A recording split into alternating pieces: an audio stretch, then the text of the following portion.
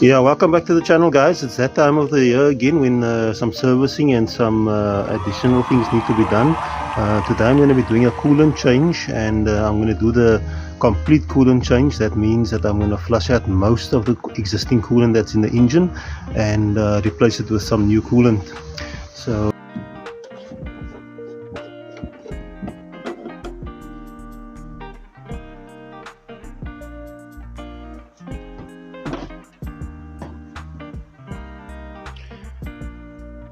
So the first thing we want to do is just to flush out the radiator, and you'll see at the bottom of the radiator is this drain valve here. That's your drain valve here at the bottom. We're going to start with that first. We're going to get all the water out of the radiator. You just basically turn it open and the water is going to run out. Obviously make sure that your engine has cooled down a bit. It must be warm but not hot. There's quite a bit of pressure left in there still, but yeah, it's coming out.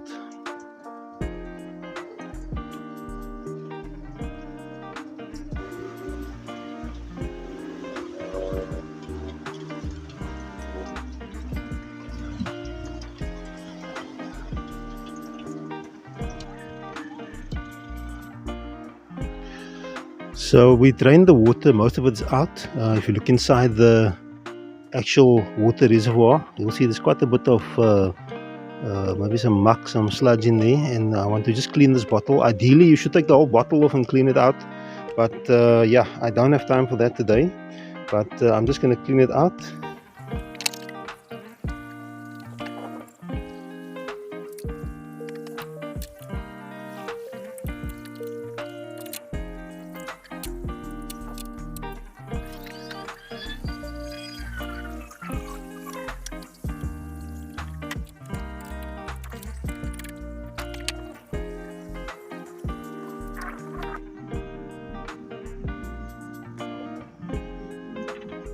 So now we're putting back the drain plug. I'm going to just put this in, tighten it up. Doesn't have to be very tight. And our reservoir is looking much cleaner. Much cleaner there. Yeah, much better. Okay. Let's reconnect that pipe again and then we'll take it from there. So now that we've put our drain plug back, we've cleaned out our reservoir on top, we're going to do the fun bit right now. We've drained out all the water from the radiator, and now we're going to go down to the real fun bit.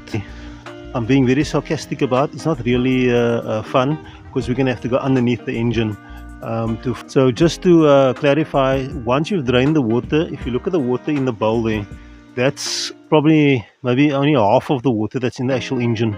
So we want to get out the rest of the water that's of the coolant that is in the engine, and that the only way to do that is to remove the actual pipe from the water pump housing. Okay guys, what we're after is underneath is this guy here.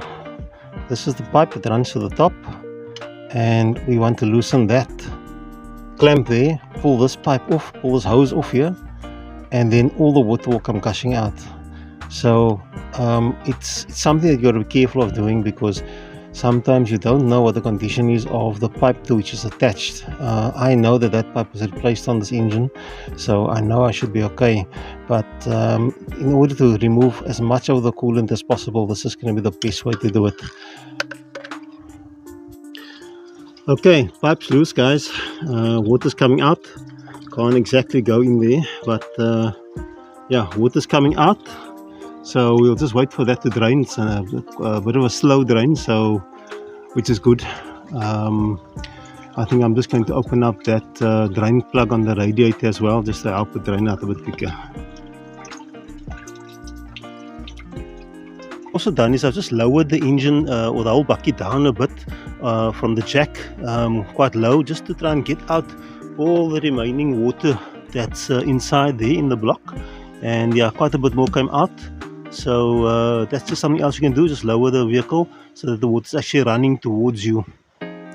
Okay guys, so the clamp is tight at the bottom, the pipe is back on, so now we are ready to add our coolant, our antifreeze coolant back into the engine, the new coolant. What's going to happen is that I'm just going to check how many liters came out, and then we will replace it with roughly the same. We will see as we go along.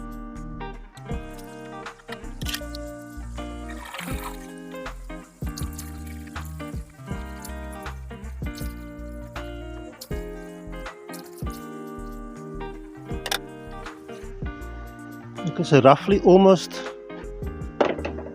5 liters. Almost 5 liters of coolant. If you look at the color of this coolant, not looking very good. So I think my coolant change was a little bit overdue, and we're going to be replacing it with some fresh coolant right now. So let's do that.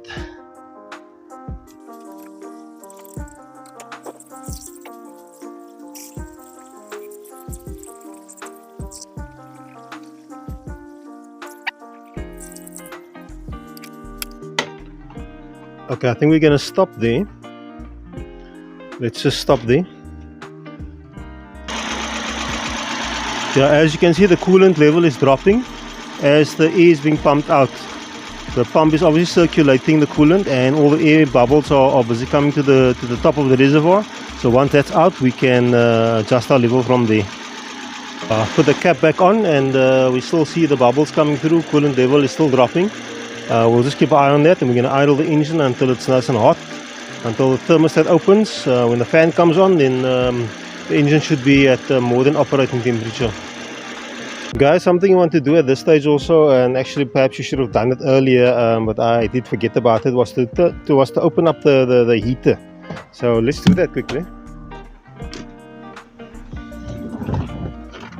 Because remember that hot water also goes through the heater radiator, so we need to keep that open.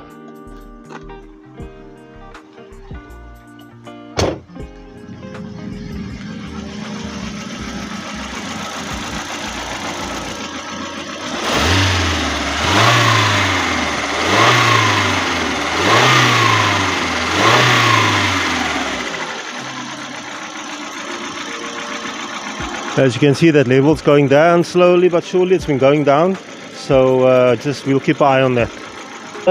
When the fan came on, it's just gone off now, but when it came on, the coolant level dropped from there down to there. So there's a significant drop in the coolant level, so you got to keep an eye on this while it's actually heating up. And as you can see, there's still some air bubbles coming through, so the thermostat obviously open. And I'm just going to put the cap back on, and we'll just keep an eye on that. All that remains to do now, guys, is to go for a test drive, and yeah, let's see what she does. It seems like the coolant level is remaining steady there, so I'm going to just top it up.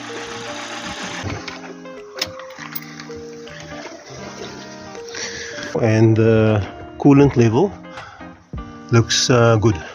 So what's going to happen now is I'll check it in the morning again. There's no leaks underneath the vehicle, there's no leaks on any of the pipes, so that's a good sign. In the morning, first thing before starting up, we check it again to make sure that it's at the same level. So what needs to happen is that the coolant needs to be at the level over here, which is roughly over here. This is the normal coolant level. You'll see there's like an arrow over here, and it says cold. So in the morning, before we're going to start up, we're going to make sure that this is actually at the right level. So overall, yeah, I'm quite pleased with the way that went. You know, it's just a little bit difficult at the bottom of the actual engine when it comes to removing that pipe at the bottom. But yeah, you know, you can get it done. So overall, I think I'm very happy with the amount of coolant that came out. The coolant wasn't too bad that came out. It wasn't black or brown, or it still had a green tinge to it. So the new coolant is beautifully green. So so I'm very happy about that, and I'm glad that that's the way that's turned out. Okay, so I came this morning to check the coolant. It didn't start up yet, and first thing I checked is just checked underneath to see if there's any leaks. And it's dry there, and there's no coolant, no green. So let's go and check out what happened. So what we can see is that the coolant level actually dropped down overnight. Now the vehicle hasn't started yet, so the best thing now to do is to top up that coolant level.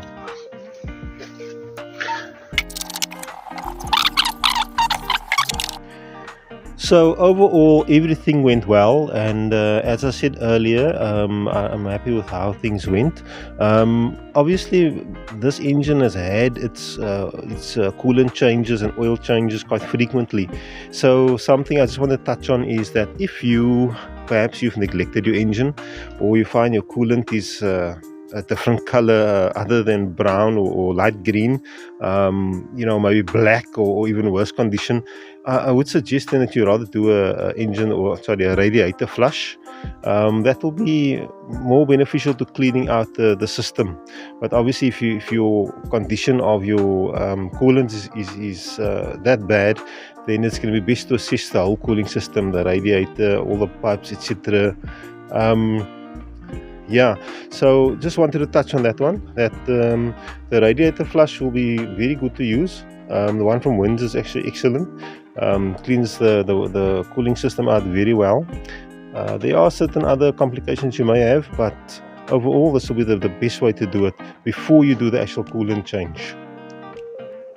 Okay guys, I hope you've enjoyed this video, and I hope that you found it beneficial.